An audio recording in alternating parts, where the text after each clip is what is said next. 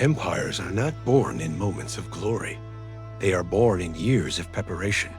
Before Hammurabi ruled Mesopotamia, before Babylon issued laws, conquered rivals, or reshaped kingship, Babylon had to survive.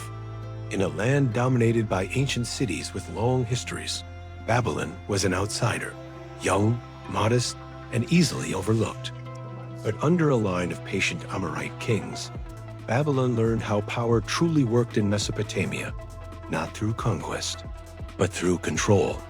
Around 1894 BCE, a man named Sumu-abum appears in the historical record. He did not proclaim himself emperor. He did not lead vast armies. Instead, Sumu-abum did something far more important. He declared Babylon independent. At the time, Babylon was likely under the influence of larger neighbors, possibly Isin or Kazalu. By asserting independence, Sumu-abum transformed Babylon from a provincial town into a sovereign city-state. This single act placed Babylon on the political map of Mesopotamia. Sumu-abum ruled briefly, but his goal was clear. Babylon would no longer serve another king. It would have its own destiny. His declaration was a quiet revolution, a claim that this small city on the Euphrates intended to forge its own path, free from the shadow of more established powers. This was the first, crucial step in a long and patient journey toward greatness. Sumu-abum and the kings who followed him were Amorites, Western, Semitic peoples who had gradually settled across Mesopotamia. By this time, Amorite kings ruled many cities, but they did not overthrow Mesopotamian culture. They adopted it. They wrote in Akkadian. They worshipped Mesopotamian gods. They ruled from temples and palaces built in the traditional style. What they changed was politics. Amorite kings favored personal authority, flexible alliances, and pragmatic decision-making, rather than rigid bureaucratic tradition. They understood that power wasn't just inherited. It had to be actively managed through personal relationships and clever diplomacy. This new political style, which valued adaptability and shrewdness, would be the engine of Babylon's rise.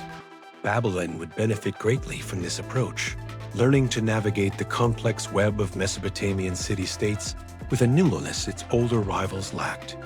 After Sumu-abum came Sumu-la-El, one of the most important early Babylonian kings.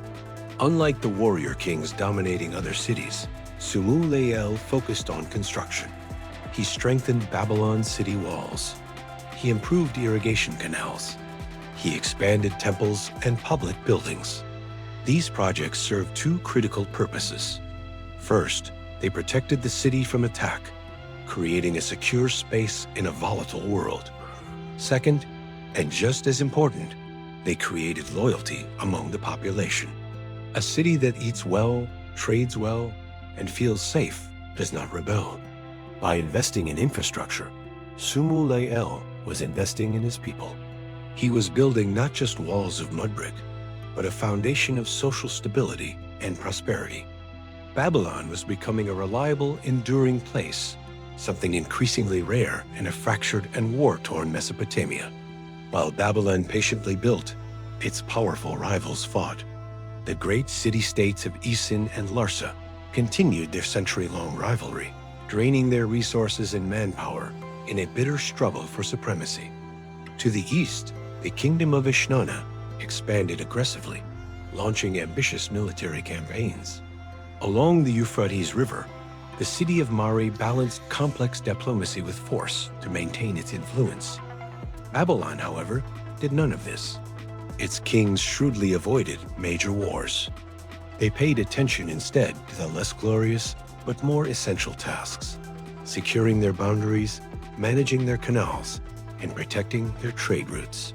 They understood a crucial truth of Mesopotamian politics. Cities that overextend themselves eventually collapse under their own weight.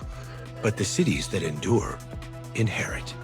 Babylon was waiting, letting exhaustion and ambition weaken its rivals one by one. By the time Sin-muballit came to the throne, Hammurabi's father, Babylon had matured into a formidable regional power. It was no longer a minor town, but a well-defended, prosperous city-state. Sin-muballit continued the policies of his predecessors, strengthening defenses and engaging in limited military actions. But these were not for conquest. They were for security. His goal was to ensure that Babylon could not be easily isolated, besieged, or starved into submission. He fought small, strategic battles to protect key resources and buffer zones.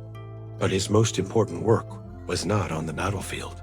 He was preparing something far more significant, a successor.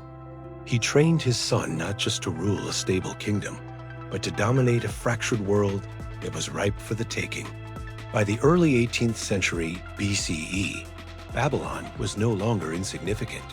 It had formidable walls. It had accumulated wealth from trade and agriculture. It had loyal subjects who benefited from generations of peace and stability. It had experienced rulers who understood the delicate art of Mesopotamian politics. Most importantly, it had learned patience.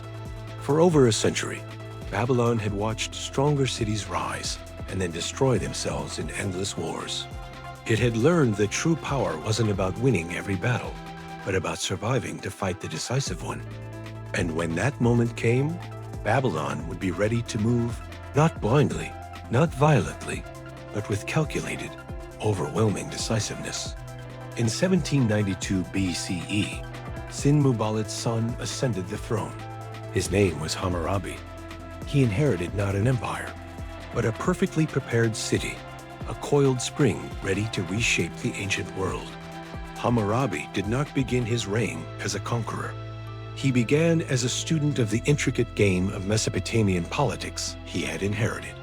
In the next episode, we will follow Hammurabi's early years, a time when he built alliances, gathered intelligence, and patiently waited for the perfect moment to strike. Because Hammurabi's greatest victories were not won on the battlefield with swords and shields. They were won in the years of silence, with diplomacy, foresight, and an unmatched understanding of his rivals' weaknesses. Thanks for watching, and be sure to subscribe for the next chapter in our story.